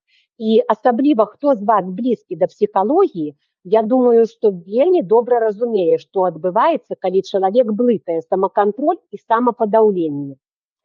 І вось зараз мы з вами, тут вось я яшчэ і адцягваюся на тое, што вы пішаце, пра фізічныя практыкаванні. Ну, добра, я не буду адцягвацца, крыху пазней яшчэ пасля майстар-класу пачытаем, і калі вось вашыя такія разважанні патрабуюць адказу, ці будзе цікава адказаць, мы абавязкова Сайсулу дадзім вам адказы. А вось зараз мы зробім, як я казала, вельмі добрую і простую, але дуже карысную практыку. Запытаем самі сябе, што мы ведаем менавіта пра свае эмоцыі, як для нас яны гучаць. Другімі словамі, мы дапаможам свайму мозгу зразумець своечасова, што за гэтай эмоцыяй стаіць менавіта вось для кожнага з вас. Як бы маска, я цябе ведаю. І зробім такім чынам своеасаблівую такую ідэнтыфікацыю сваіх эмоцый. І так, спачатку, калі ласка, напішыце ў чат, як на ваш погляд, якая ваша эмоцыя не дазваляе вам трымаць самакантроль. Калі яна ўзнікае, то вы проста ўжо не валодаеце сабой, не можаце стрымацца. Калі ласка, давайте я пачакаю, якія гэтыя эмоцыі будуць, таму што менавіта практыка будзе больш карысная, калі зацэпімся за вашы якія-небудзь эмоцыі такія. Можа гэта трывога, так, можа злосць, якая хто злуецца, ці можа наадварот, вось пішаце злосць. Ці можа наадварот, вось так радуецеся, што не можаце вытрымацца і вось, каб не зрабіць нешта якое так. Усім дагадзіць, стомленасць. Пачакаю яшчэ, калі ласачка, пішыце, таму што хочацца, каб вы вось менавіта свае эмоцыі такія вынеслі, таму што з гэтай практыкай кожны можа і са свае эмоцыі папрацаваць, а можам і адну, напрыклад, выбраць якую-небудзь і як дэманстрацыю такую зрабіць, папрацаваць з ёю. Цікавасць, так, зацікаўленасць таксама можа быць такая. Страх не здолець. Ну, добра. Сябры, ну, давайте ведаеце, што тут усе розныя такія вось эмоцыі ёсць, так? Страх, злосць, ага. Я прапаную, ведаеце што, выбраць тады, ну, калі так вось як бы розныя эмоцыі, то выбраць такія як бы дыаметральна на першы погляд супрацьлеглыя эмоцыі. Напрыклад, злосць, калі мы злуемся, і другую, калі мы радуемся там, ну, ці зацікаўленасць, вось нехта пісаў, так, таксама можа быць. І глядзіце, што мы зараз будзем рабіць. Опять же, на слайдике для вас есть подказочка. Мы будем зараз працаваць, калі ласка, я менавіта на гэта звяртаю увагу, не з самой эмоцыяй, а толькі са словам, якім яна завецца. І вось менавіта слова злосць, напрыклад, давайте возьмем, і мы выберем, а самі вы можете сабе где-то такія паметачкі рабіць, ці можете нават у чацікі пісаць. Давайте зараз накідаем як мага больш назоўнікаў, якія асацыіруюцца з гэтым словам злосць. Ну, гэта можа быць сінонімы, могуць быць ці якія-то іншыя словы. Калі ласка, давайте пачакаю, далучайцеся, напішыце і крыху хуткасць будзем з вами рабіць, таму што дуже багата мы з вами так расслабіліся, а зараз вось я якраз таки прымушаю вас крыху так працаваць. Прашу вас аб гэтым. Калі ласка, якія словы ёсць, ну, што можа асацыіраваць злосць. Ці можа там сваю якую эмоцыю можете напісаць, страх і якія назоўнікі. Ага, агонь, кулак, удар, кіпенне, дзякуй. Яшчэ нехта піша. Давайте пачакаем крыху пра гэта.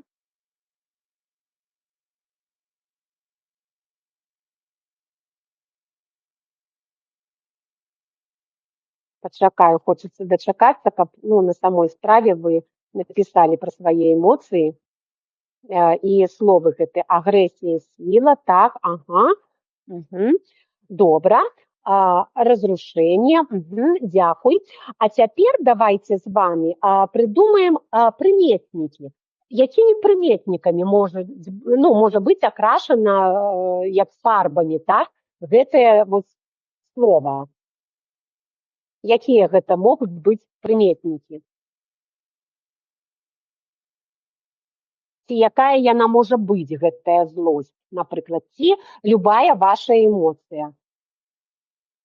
Ага, чырвоная, вострая, калючая, гарачая, ага, дзякуй, дзякуй. Пакуль пішаце, давайте яшчэ, будзем чытаць, а затым дзейнікі давайте напішам з вами, якія дзеянні робяцца, калі гэтае слова мы чуем толькі злосць, і якія дзейнікі, можна сказаць, суправаджаюць гэтае слова.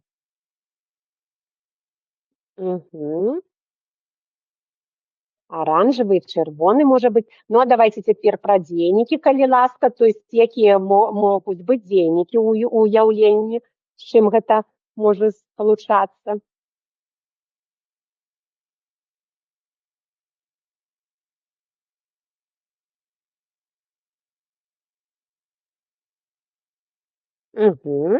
Так, вось так, трашчыць, крычыць, агрэсіруе, ага, падаўляе, дзякуй. Ну і цяпер апошняе, давайте прыдумаем метафору, якой жа бывае гэтая злосць, напрыклад, так, ці можа устойлівы які выраз. Я пакуль буду чытаць: злосць, рваць, бегаць, скакаць, крычаць, і якую-нибудь метафору, пра што гэта злосць, якую метафору ці ўстойлівы выраз можна так запрыдумаць ці выцягнуць са сваёй памяці, таму што зараз менавіта практыкуемся і запускаем у працу свой гіпакамп. Гэта такі аддзел мозга, які як наша запісная кніжка, як кніжка памяці, ці яшчэ яго называюць, нехта так жартуе, як гэта дыск, жорсткі дыск. Ну, давайте, якія яшчэ з метафоры, таму што практыкаванне трэба завяршыць. Ага, сіла есть, ума не надо, так пра злосць можа быць. Так, ці можа такая, злуешся як жаба, можна сказаць, так, ці там зараз лопнеш ад злосці ад сваёй, так? Я думаю, што мне такая метафора прыйшла. Пачакаю, пакуль вы пішаце, таксама, ага. І глядзіце, што Вось зараз, ну, можа, яшчэ метафор сваіх накідайце, калі ласачка, я вас прашу. І вось зараз, калі ласка, вось я ўжо сказала вам пра гіпакамп, і менавіта вось глядзіце на слайдзікі, гэты марской канёк, ён вельмі падобны па форме на наш гіпакамп. І таму, калі вось зараз я вам, ну, папрашу вас уявіць такі момант, калі вы, напрыклад, асядлаеце сваю гэтую вось эмоцыю, як быццам як на коня ускочыце, так? Значыць, і вось глядзіце, калі, ну, напрыклад, з'яўляецца ваша эмоцыя, то у вас, калі будзе ўжо напрактыкавана вось гэтая практыка, калі вы кожную сваю эмоцыю вось менавіта па гэтаму алгарытму прыдумаеце назоўнікі да яе, прыметнікі, дзейнікі, а затым яшчэ і метафору зложыце, вось, сесть на коня, ускочыць на коня, ну так, то вось ваш гіпакамп, гэта кніга памяці, ён усё будзе памятаць. І таму, калі вы сутыкнецеся з гэтым, то для таго, каб вам ваша гэтая эмоцыя не разбурала вас, ваш гіпакамп пачне як бы выцягваць з памяці тое, што вы залажылі туды. А што ж гэта адбываецца? І як на гэта пахожа? І калі вось як па ланцужку вы прыцягнеце і метафору сваю, так? Ну вось мне лягчэй пра сваю сказаць, таму я, ну, пра сваю і скажу, што так вось мне на розум прыйшла такая метафора, што, ну, злуешся як жаба, лопнеш зараз як жаба, так? І калі вось я прыйшла да гэтай метафоры, я затым пра сябе кажу, як жаба, ну, як бы і уяўляю для сябе, я жаба? Не, я царэўна жаба. І, канешне, вось калі вы так вось, ну, як бы з якога-небудзь такога негатыўнага моманту перавядзеце на больш пазітыўны момант і як быццам самі пакіруеце, вы заўважыце, што вось гэтую маску гэтай эмоцыі вы як быццам бы знялі і сказалі: маска, я цябе ведаю, і ты мяне цяпер не збянтэжыш і не завядзеш у бок, я цябе кантралюю. Ну, пазлаваліся, напрыклад, ці патрывожыліся і перавялі яе ў якое-то такое ўжо добрае русло, якое менавіта самі вы папрактыкавалі. Таму што папрактыкуючыся, ну, напаперад, калі гэтая сітуацыя узнікне ў вас, то вам будзе лягчэй з гэтым справіцца. Но мы пойдзем далей, і дзякуй за ваши адказы. Вось я пакуль чытаю: злой як сеньор памідор, так, лопнеш як памідор, ну так, томат. Но мы пойдзем далей і крыху будзем ужо ускарацца з вами. Калі ласка, цяпер, Айсулу, цябе запрашаю. Ну что, если вы помните, в анонсе было название «Самоконтроль похож на мышцу». Как, на ваш взгляд, такое сравнение возможно вообще? Что вы, интересно, об этом думаете? Буду благодарна, если вы в чат напишите, как вам такое сравнение. Оно вызывает у вас интерес или, может быть, недопонимание, как самоконтроль, казалось бы, наш навык, да, может быть вообще мышцы. Напишите, пожалуйста, в чат, что вы об этом думаете. А пока вы пишете, я как раз-таки хочу объяснить, почему мы говорим о том, что самоконтроль, да, вижу уже, что пишете, что согласны, что самоконтроль на самом деле является мышцей. А раз это мышца, ее можно прокачивать. Смотрите, как вы уже сегодня слышали, самоконтроль – это ресурс, да? И как любой ресурс, он тоже исчерпаем. Он тоже заканчивается, да, как говорится, последняя капля в чаше терпения, да. То же самое, самоконтроль как ресурс, он может исчерпаться.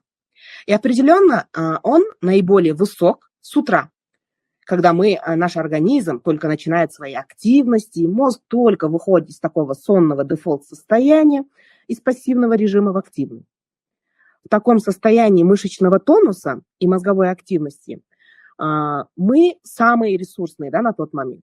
И все наши системы работают как лучшие швейцарские часы. А вот в течение дня наш ресурс постепенно снижается. Снижается и самоконтроль. Так почему же говорят о мышечной модели самоконтроля? Если у вас нет времени и сил для вашего испытания, я буду, помните, да, вначале мы говорили, что это одна из китов, одна из черепах, на которых держится сила воли. Так вот, запланируйте то, что для вас требует там серьезных волевых усилий на ту часть дня, когда у вас сил больше всего. То есть на утро. Следующая особенность. Для увеличения мышечной массы тела, кроме волевых усилий, нужна специальная диета. То есть помимо того, что мы ходим в зал, делаем приседания, стоим в планке, чтобы накачать пресс, да, нужна и специальная диета. Так и для самоконтроля, как для мышцы, нужна специальная диета. Ученые доказали, что повышение сахара в крови восстанавливает силу воли. Не торопитесь бежать за сахаром и за пироженкой, пока нельзя. Когда сахар в крови падает, мозг поддерживает только краткосрочное планирование и импульсивное поведение. То есть это состояние уже усталости, не совсем, может быть, иногда осознанно, но это состояние усталости. Диетологи рекомендуют низкогликемическую, так называемую диету. Она поддерживает сахар на одном уровне. Поэтому нужно в пищу употреблять постный белок, орехи, там, бобы, зерновые, хлопья. То есть все то, что богато клетчаткой. Фрукты и овощи чаще, если мы хотим прокачать самоконтроль. Это как в спорте. Важна система и регулярность. Прям неустанно, всегда повторяю и прям очень часто говорю про это, что нужна система и регулярность. Если постоянно контролировать себя в чем-то малом, сила воли укрепляется в целом, и мы можем уже контролировать себя в каких-то крупных вещах. Мышечная модель самоконтроля предполагает, что если использовать силу воли каждый день, это укрепит вас во всех волевых испытаниях. Скорее всего, вы обращали внимание, замечали за собой или, может быть, за другими, кто делает системные и ежедневные зарядки или пробежки, у того самоконтроль развит больше. И сила воли становится крепче. И здесь я хочу обратить ваше внимание на вот что. На такой факт. Спортивная усталость на самом деле вызвана не отказом мышц, а защитной функцией мозга, которая хочет предотвратить истощение. То есть, скорее всего, вы занимаетесь спортом, занимались, ходили в зал, ходите, неважно. Так или иначе, вы знаете, что когда вот, не знаю, делаете какое-то упражнение, вот такое ощущение, что уже не может, вот приседание делаете или вот у стенки стул делаете, и все, ноги трясутся, все, не могу. На самом деле мозг заранее начинает вот блокировать, да, скажем так, как будто вот ощущение боли появляется, и все, дальше не могу. Но на самом деле это защитная реакция мозга. Это еще не отказ мышц. Спортсмены регулярно преодолевают состояние, которое нам, тем, кто не занимается, например, спортом, кажется как бы отказом, пределом телесных сил. Вот здесь как раз-таки и выявляется понятие границы самоконтроля, который нам выстраивает наш мозг. И чтобы не было проблем в будущем, игнорировать условия пограничника нашего мозга в данном случае не следует. В лучшем случае, как говорится, отделаемся штрафом, а в худшем депортацией. В данном случае шутка не совсем шутка, если понимаете. Так вот, для продолжения волевых усилий необходимо подумать о результате, что вы выиграете, что выиграют другие. Необходимо представить, что потом будет легче. Я реально вам говорю, что это работает, потому что, как я вам сказала, что я худела, и вот во время худения, естественно, занималась спортом, и сейчас продолжаю заниматься. И это действительно система работает. И каждый раз, когда на 8-й, на 10-й счет казалось, что мышцы отказывают, и каждый раз делаешь чуть больше. Сегодня 8 раз поднял пресс, завтра 9 раз, послезавтра 10. Таким образом, постепенно мы усиливаем нагрузку. Как мышца, сила воли подчиняется правилу «используй или потеряешь». Поэтому наша задача – тренироваться как умелый спортсмен и не спеша расти над собой. Кстати, у Натальи есть отличная тренировка «Иллюзия восприятия» или «Как наш мозг обманывает нас». Думаю, что все, кто был на тренажерке первой, уже знаете, проходили ее с Натальей. Вот. А если вы не попали на нее, то вы, конечно же, можете прийти на обновленную тренажерку 2.0, где вы будете не переставать делать открытия о своем мозге вместе с нами. Так вот, мозг наш не только пограничник, он еще и великолепный иллюзионист. Величайший обман нашего мозга – это то, что мы часто принимаем желание за счастье. Как же это происходит? Вот представьте, вспомните то состояние, когда вы очень чего-то сильно хотели. Или, может быть, сейчас хотите. Хотел сказать. Представили? В это время сильные эмоции наших желаний генерят дофамин. Об этом тоже Наталья уже сказала. Да? Дофамин – это гормон радости, счастья и мотивации. И он завладевает нашим вниманием. Мозг приказывает нам достать это. Ну, допустим, вот мой любимый пример. Вечером после работы или вот где-то, может быть, в очереди стояли, что-то про очередь сегодня много говорю. Вообще в целом где-то вот время надо скоротать, и вы зашли в социальные сети. Прокрутили ржачные мемы, где-то посмеялись, где-то там что-то и все. И такое ощущение, что вы успокоились, даже не заметили, как очередь прошла, как время скоротали. О, прикольно, классно, да, ощущение? И теперь в следующий раз, когда вы чувствуете какую-то усталость или после работы, как выжатый лимон, возвращаетесь домой, мозг требует: иди, найди этот дофамин, да, то есть в этой социальной сети, вот то, что вы крутили, серчинг делали, в этом он как будто бы видит наслаждение. В это время, вот как раз-таки, когда мозг наш требует вот это извлечь, найти, и мы идем вот за сиюминутным вот своим пожеланием и начинаем крутить. Вот 5 минут посижу, покручу, успокоюсь. Так же, как и сигареты. Пару затяжек, и вот я успокаиваюсь, нервная система успокаивается. На самом деле это обман. Вот как раз-таки ожидание счастья, обладать этим, предвкушение того, что у нас выделяется вот эндорфин, да, а не непосредственное счастье. Вот эту фишку мозг использует, чтобы мы продолжили охотиться, собирать и работать. Современные соблазны, как я говорю, да, особенно которые сильно и много используют маркетинг, создаются так, чтобы максимизировать вот этот дофаминовый ответ.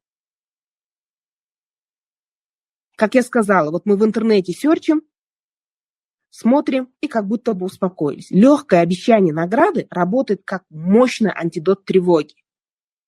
И вот вы не нервничаете из-за того, что в очереди стояли, не нервничаете, что кого-то ждете, время скоротали, и вот все классно, да? И мы осмеливаемся на то, что предпочли бы избежать. Главная функция вот дофамина – это заставить нас гнаться за счастьем, а не стать счастливым. Когда мы освобождаем себя от всяких обещаний ложных наград, мы как раз-таки как бы обнаруживаем, что объект, в котором мы вот хотели найти счастье, был как раз-таки главным источником наших страданий. Надеюсь, вы понимаете, да, то, что вот и глаза устают, и мозг стареет из-за гаджетов, ну, если бессмысленно их крутить и коротать время. Думаю, эти примеры для всех вас знакомы и в собственной жизни. Чтобы владеть собой, нужно отличать или научиться отличать настоящие награды, которые придают нашей жизни смысл, от ложных, которые как раз-таки нас отвлекают и порождают зависимости.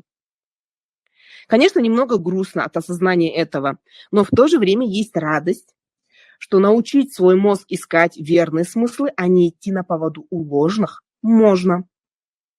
Главное это начать делать системно и не поддаваться сиюминутным искушениям, желаниям, наслаждениям. Кстати, самоконтроль как раз-таки снижается и тогда, когда человек долго напрягает себя волевыми усилиями. Как я вот говорила, да, про 3 силы. Не может одна сила постоянно работать. Они должны быть в комплексе. Они как друзья должны идти вместе в ногу, и тогда и как бы вы крепчаете. Например, много воли уходит на то, чтобы начать и закончить какой-либо проект, отчет, или решить какую-то трудоемкую задачу, не знаю. Да и просто некоторые домашние дела, которые копятся, и мы заставляем себя это делать через силу. И тогда происходит парадокс. Вроде включаем волю, а самоконтроль исчезает. Мы начинаем убеждать себя, да, говорить себе то, что будто противостоять искушению, надо завтра. Ой, завтра сделаю. Сегодня я слишком устал. Да, или там другие приоритетные задачи. И мы запросто это сможем сделать. А сегодня вновь склоняемся к каким-то сиюминутным наслаждениям. Вот сегодня я скушаю пирожное, а вот завтра меня точно на диете, вот точно без сахара. Мы берем, что пожелаем, и когда пожелаем сейчас. И откладываем на завтра, вот как бы, да, то, с чем не хотим иметь дело сегодня. Мы как будто бы владеем собой. Но это только в теории, до тех пор, пока нам это не потребуется на практике. Поэтому прячьте все свои соблазны с глаз долой, и они перестают занимать ваши мысли. Вот давайте вспомним. Сегодня с Натальей вы уже немного практиковали правило дистанцирования, да? Дистанцируйся. Необходимо подождать всего 10 минут, и соблазн становится менее соблазнительным. Вот потому что именно мгновенность мгновенного наслаждения захватывает наш мозг и меняет наши предпочтения.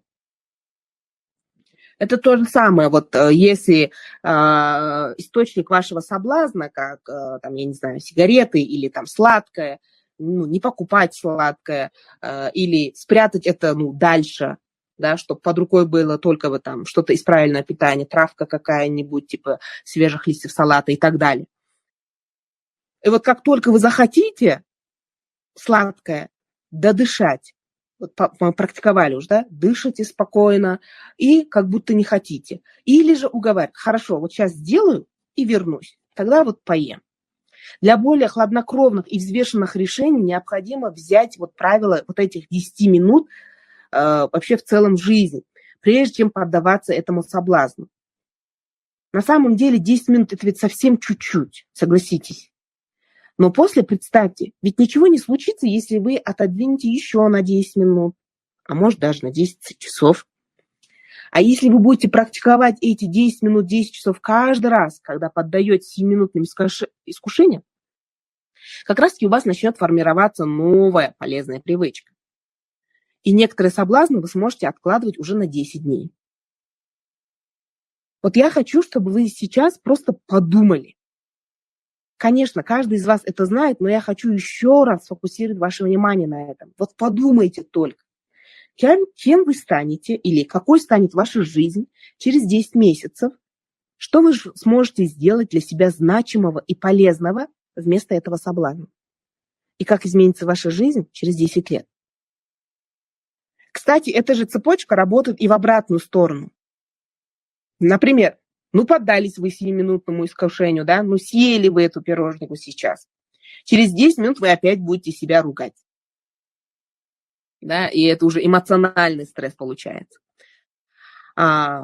Покушали пироженку, а потом вы даже не вспомните, что вот наслаждение у вас было, что вы только что ели пироженку, да, и захочется еще чего-нибудь вкусненького. Через 10 часов все это повторится. А через 10 дней что будет? Правильно, плюс лишний килограмм. А через 10 месяцев уже не влезете в любимые джинсы или платьишко, или животик будет торчать предательский. А через 10 лет прощай здоровье. Да, так и получается. Это очень грустно, мы все это знаем, но благодаря тому, что мы это не делаем, так и получается. И если эту цепочку вы разложите для других своих искушений, поверьте мне, получится такая же картина. Если ваше волевое испытание требует силы «я буду», вы также можете воспользоваться правилом 10 минут. Вот, например, была в практике, женщина никак не могла приняться, вот мы записали список задач, никак не могла она приняться среди всех этих задач за одну. Нужно было презентацию какому-то выступлению ей сделать. До выступления еще 2 недели, времени хватает, тема знакомая, люблю, знаю, а вот презентацию сделать не хватало. И вот опять-таки правило 10 минут. Что мы сделали в первую очередь? Что здесь и сейчас я могу сделать для достижения этой цели, для выполнения этой задачи? Ну, как минимум, начать. А для того, чтобы начать делать презентацию, что нужно сделать? Открыть эту программу в компьютере. А для того, чтобы открыть в компьютере эту программу, что нужно сделать? Включить компьютер. Вы не поверите, мы как раз-таки начали включение компьютера. Включили компьютер. И начали, например, открыли программу, начали делать. Вот 10 минут поделаю, окей, все, потом отдыхаю. и даже уже вот в эти 10 минут, начав делать задачу, которая вам как раз-таки полезна, нужна для работы, для жизни и так далее, вы уже вовлечетесь и вряд ли от нее откажете. Или доделайте, или сделайте львиную долю. Вот как это работает. Первое. Когда вас тянет действовать против ваших долгосрочных интересов, если вы их знаете, переосмыслите ситуацию. Пожалуйста. Вы отказываетесь от наилучшего, вот будущего, да, к которому вы идете, ради 7-минутного удовольствия. Казалось бы, вот, к лету хочу похудеть, но, кстати, да, лето заканчивается, да, теперь мы к Новому году будем худеть, чтобы новогоднее платье красивое влезть. Вот. Но, тем не менее, смысл остается один такой же. То есть я отказываюсь от пироженки сейчас, чтобы, вот, например, к весне быть в форме. Ну, съем я сейчас пироженку. Где гарантия, что вы завтра, как я уже сказала, через 10 часов, через день, через 2 дня это не повторить? Это же повторится. Поэтому даже сейчас маленькая пироженка играет роль, плохую роль, и от нее нужно отказаться. Второе. Вообразите, что отсроченное вознаграждение у вас уже в кармане. Представьте, как ваше будущее «я» пожинает плоды того, что вы сейчас вот здесь научились этой выдержке и выдержали. Не съели эту пироженку.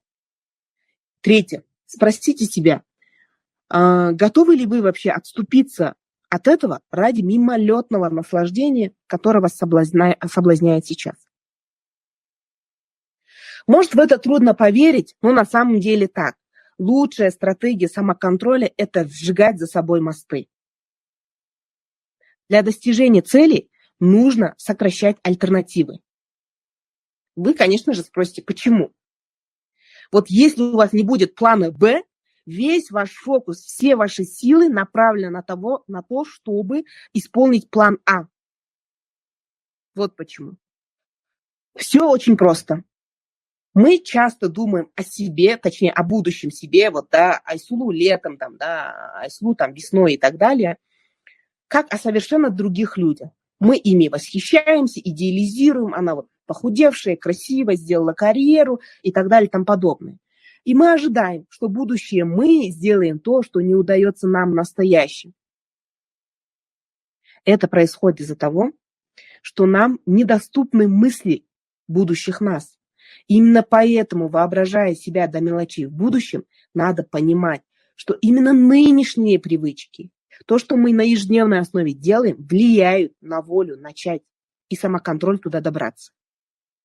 И если они больше мешают, чем помогают, надо с этим что-то делать. Согласитесь? Так, ну что, Сябры, давайте уже я. Айсулу, ти вже так яскраво розказувала, що ну так дуже багато прикладів, дякую тобі за це. Ну і що ж, я цілком підтримую те, що зараз сказала Айсулу, а ви як сябри скажіть про техніку 10, наприклад, да, ось ту, що подрихтували. И, конечно, напишите у чатик, вы писали уже, я читала, затым там есть некие пытания, які мы разглядим и откажем так само, як наш світопогляд, и веды наши адаб'юцца на ваши пытания, там ось про лягушку бачила, писали, поразважаем про это. Ну и так, для досягнення своих мэтаў и мар трэба, конечно, скарачаць, а часам, ну, адсякаць, як сякіры, усе іншыя альтэрнатывы, якія ўводзяць нас у бок. Это, ну, на самой справе так. Таму што яны адцягваюць увагу і высцілаюць шлях да пракрастынацыі. Горшай з якіх з'яўляецца бытавая пракрастынацыя. Яна амаль непрыкметная да нас, ну, і да таго ж часам няма тых, хто мог бы неяк падсцягнуць нас ці падштурхнуць. Ну, напрыклад, як на працы ёсць, так, ці ў бізнесе. Ну, што гэта можа быць? Татам можа быць жах, што звольніць, і лішаць прэміі, калі будзем ляніцца ці не выконваць, адкладваць гэтыя свае справы. Ці, можа быць, што яшчэ там, праблемы з партнёрамі ці дзяржавай, калі не своечасова выканаем абавязкі ці дамаўленні. Не падрыхтуем, напрыклад, паперы, так, ну, адпаведныя, за сваёй лениці, таму што забыліся, адцягнуўшы ўвагу на хацелкі свае. І вось менавіта мы звярнулі ўвагу за Айсулу на бытавую пракрастынацыю, таму што яна, ну, як бы нас адцягвае і як бы зацягвае вось у гэтую сваю пастку. І мы падрыхтавалі для вас своеасаблівы навігатар, як можна справіцца з бытавой пракрастынацыяй. Прычым у ім вы знойдзеце як і тое, што стварае пракрастынацыю, як бы як маячкі, на што звяртаць увагі, стварае яе як праблему, так і альтэрнатыўныя прыёмы, як з ёй справіцца. І вось тут якраз такі альтэрнатыва, наадварот, дапамагае нам. Таму што, калі мы прымаем рашэнне, ну, ці стаім на парозе гэтага, вельмі добра як бы разварочваць свае альтэрнатывы, як бы пашыраць іх, пашыраць гэты пошук, каб не зайсці ці не адмовіцца ад свайго рашэння пры першай няўдачы. Ну вот у данном выпадку мы кажем, например, про бытовую прокрастинацию. Тому мы и накидали вам там дуже багато прийомів, як можна з ёй здолець. Не атрымалася ці не падыходзіць одна тэхніка, вам на выбор 10. Калі ласка, карыстайцеся, тэсціруйце, выбірайце і рабіце тую, якая больш за астатніх адгукаецца і атрымліваецца менавіта у вас. І вось такі метад на самой справе працуе да ўсяго. Калі трэба прымаць рашэнні, мы пашыраем пошук альтэрнатыў. А калі ўжо мы гэтае рашэнне прынялі, то менавіта тады мы і павінны як бы адсякаць другія іншыя альтэрнатывы. І менавіта так мы зможам хутчэй прыйсці да сваёй мэты. Скажыце, сябры, а хочацца вам атрымаць такі навігатар вось пра бытавую пракрастынацыю, як жа з ёй здолець? Калі ласка, напішыце ў чат, што хочу атрымаць гэты падарунак. І добра, дзякуй. Напішыце. А чаму я зараз тады і скажу? Таму што вось мадэратара зараз і папрашу. Калі ласка, мадэратар, скажыце, як гэта можна нам зрабіць, каб менавіта удзельнікі нашага чату і менавіта не чату нават, а жывой сустрэчы, як было і заяўлена, мы хотели подарить гэтыя подарунки. Модератор... Да, спасибо. Я тут, да, врываюсь. Спасибо, да. Друзья, коллеги, все, кто хотят подарок, обязательно напишите об этом свое желание в чате. Я всех призываю написать именно мне в личное сообщение. Возможно, я отвечу не сегодня, потому что уже позднее время. Я точно отвечу в течение, скажем, суток. Напишите, я сейчас даю свой адрес, напишу прямо в чат. И там тогда в личное сообщение я перешлю вам вот подарок. Мы немножко еще там спросим, на каком языке вы хотите подарок, потому что коллеги, коллежанки мои подготовили даже на 2 языках. Вы представляете? Вот можете выбрать. Еще раз, я напишу сейчас в чат, как пишется мой ник, и вы мне в личное сообщение напишите «Хочу подарок с мастер-класса». И там я уже с вами пообщаюсь. Спасибо. Дякую, Ірина, за такое. І ўжо мы амаль скарочваемся, звяртаемся, таму што вось адзін з апошніх слайдаў такі будзе. Гэта такі васьміножка. І гэты васьміножка, ён якраз такі мой талісман, таму што 1,5 гады таму я яго выбрала для таго, каб тлумачыць дуже багаты напрамкаў, накірункаў з майндфітнесу. Вельмі дапамагае ён. А яшчэ чаму? Таму што, напэўна, багата хто з вас ведае, што васьміног і ў кожнай яго шчупальцы знаходзіцца асобны мозг. І ёсць які, як бы, такі камандны штаб. І вось мяне ўразіла тое, што як же так? Столькі мазгоў у адным целе. І як-то яны не лаяцца паміж сабой, дамаўляюцца. Таму вось звярнула на яго ўвагу. І вось глядзіце, што тут менавіта зараз вы бачыце перад сабой усе тыя актыўнасці, якія мы падрыхтавалі для вас з Айсулу ўжо ў гэтай аднаўлёнай трэнажорцы 2.0. Значыць, я коратенька зараз прабягуся па ім, каб вы ведалі, куды мы вас запрашаем.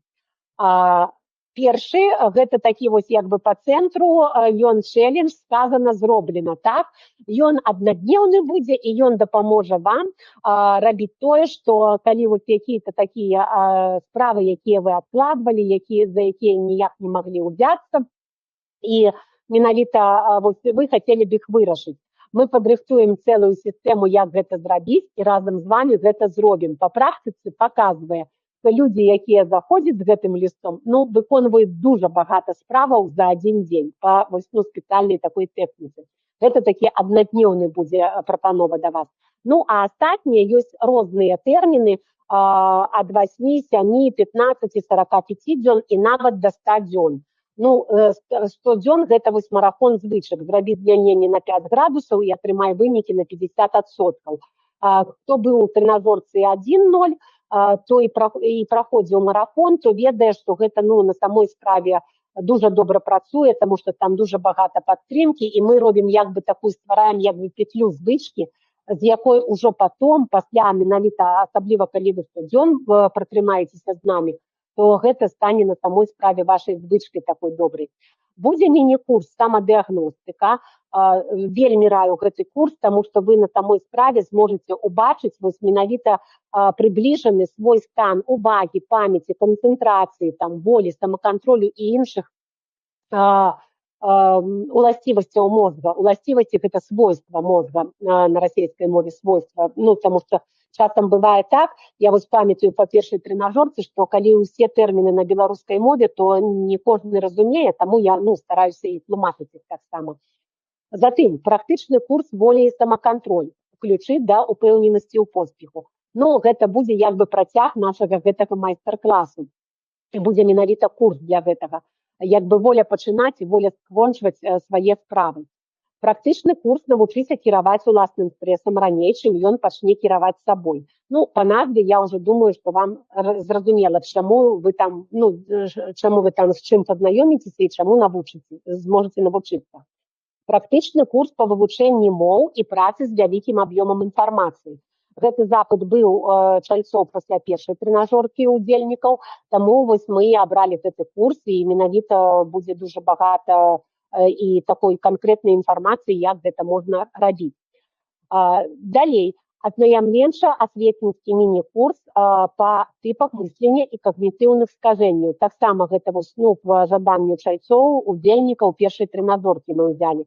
Вельмі добры курс, які дапаможа вам заўважыць свае менавіта скажэнні, якія бываюць на розных этапах як бы працэса мыслення.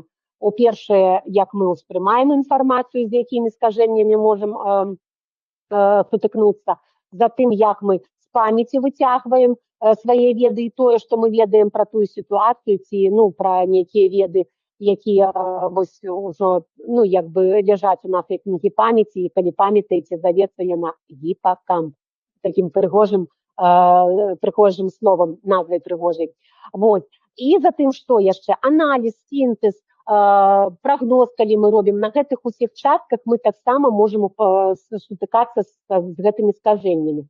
Ну і, конечно, тыпаў мыслення дуже багата. Гэта сістэмнае мысленне, запыт нашага часу на яго, крытычнае мысленне, своечасова таксама. Ну і вось мы нават цэлы курс стратэгічнае мысленне, таму ж лагічнае. І цэлы курс, мы такі практычны курс, запыт на крэатыў і творчае ўяўленне, як асноўная перавага чалавека перад штучным інтэлектам.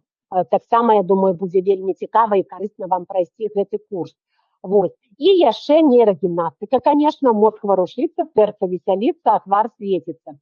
Вось менавіта такія актыўнасці вы атрымаеце ў нашай трэнажорцы. Таму так прыкладна ў сярэдзіне верасня мы яе пачнем, але мы, конечно, яшчэ напішам у нацыі лідараў на пляцоўцы, каб вы ведалі, і запросім вас, сачыце, калі ласка, за анонсамі і за пастамі. Ну і зараз вось я прапаную некалькі такіх, значыць, слайдзікаў, дзе вы зможаце прачытаць, як вось у нас менавіта там былі актыўнасці нашы, якія там былі вынікі, можа, так, як рабілі. А пакуль вось вы чытаеце, я папрашу мадэратар, калі ласка, мы падрыхтавалі для вас 4 пытаннічка, такіх апытальнік маленькіх. І я папрашу вас, калі ласка, адкажыце на гэтыя пытанні, зараз якія з'явяцца ў чаце. Усе 4? Наталя, адразу усе 4? Так, рабіце адразу усе 4, таму што хто можа зараз не паспее, можа звернецца крыху пазней, але гэта для нас вельмі карысна будзе даведацца аб вашых меркаваннях. І яшчэ апытальнік гэты ананімны, Вот, і можна нават выбіраць не один, а 23 адказы, ці хоць усе астатнія. Ну і яшчэ вось один слайдик таксама дашлю. І калі ласка, таксама мадэратар гэтыя слайдики закрэпіць затым, каб вы пачыталі, як жа вось менавіта у нас велася размова. Канешне, гэта маленечкая частачка таго, што было на трэнажорцы 1.0, вот, і таму мы вось з вами так і зараз прапануем за ІСУЛУ гэтую трэнажорку 2.0 аднаўленую, таму што менавіта мы як бы узялі за аснову вашыя пажаданні, вашыя меркаванні, разважанні і зрабілі гэтую аднаўленую такую вельмі добрую трэнажорку.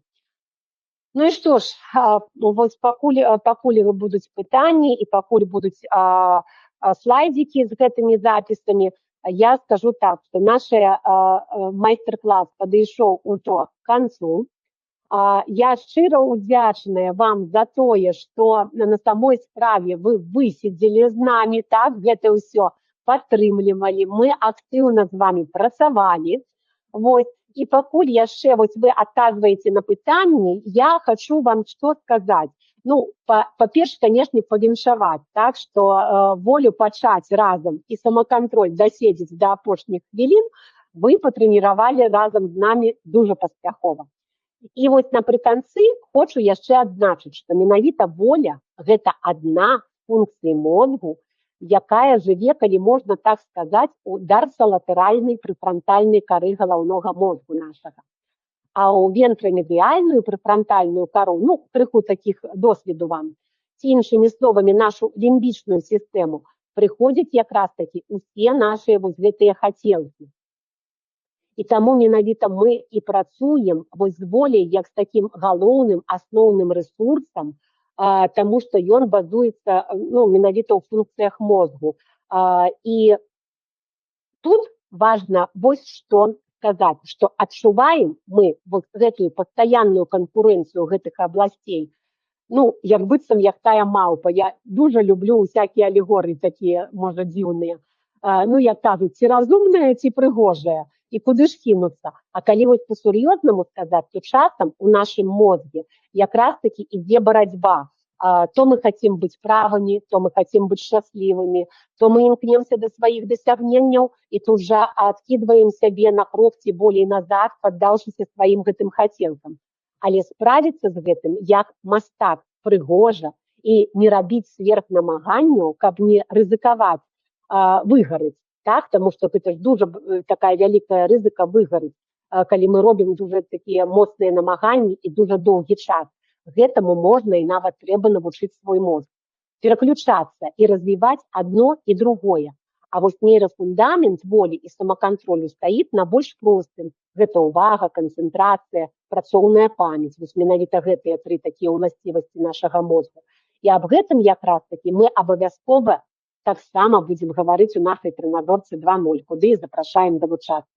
Ну што ж, сябры, дзякуй за ўвагу. Я яшчэ буквально хвіліначку дам слова Айсулу, таму што яна такая, ну, скажем, такі як госць, але яна ўжо будзе становіцца як свая, таму што аўтарка нашага праекту трэнажорка 2.0.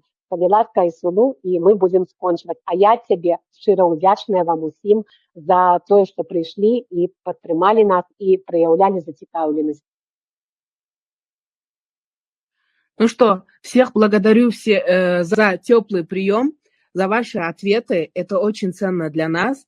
Я так поняла, что Наталья уже об этом сказала, но мне так показалось, что она говорила о том, что отсидев с нами эти 2 часа, чуть меньше, вы уже начали тренировать свою волю и самоконтроль. Это здорово. Ждем вас всех на тренажерке 2.0. Сіздермен танысқаныма, қоштасқаныма өте қуаныштымын, және де біздің тренажеркада жүздескенше сау, саламат болыңыздар. Всем до свидания. Дякую, сябры, дякую. Всего до новых встреч. Слушайте, меня аж замурашило. Я благодарю вас. Это прекрасное окончание, особенно с учетом того, Айсулу, ну, насколько я понимаю, у вас там, наверное, уже как-то дело к полуночи. Да? У нас же разница Ровно приличная. 12:00 ночи. Ура, ура! Спасибо, спасибо вам за то, что вы с нами выдержали в это время и подарили нам эти прекрасные моменты. Я благодарю наших эксперток. Действительно прекрасный мастер-класс, много практики, и даже я такой искушенный уже пользователь, но тем не менее нашла что-то для себя новое и полезное, обязательно буду внедрять. И я вам скажу, что я очень многозадачна. Пока шел мастер-класс, я уже успела помнить, где у меня лежат сохраненные тренировки для физического тела. Ну, короче, процесс пошел. Я вас за это благодарю. И особая благодарность нашим участникам за ваше активное участие сегодня. Мне кажется, что было здорово. Ну и что, с открытием сезона нас и всех ожидаем на тренировке 2.0. Доброй ночи, дорогие друзья.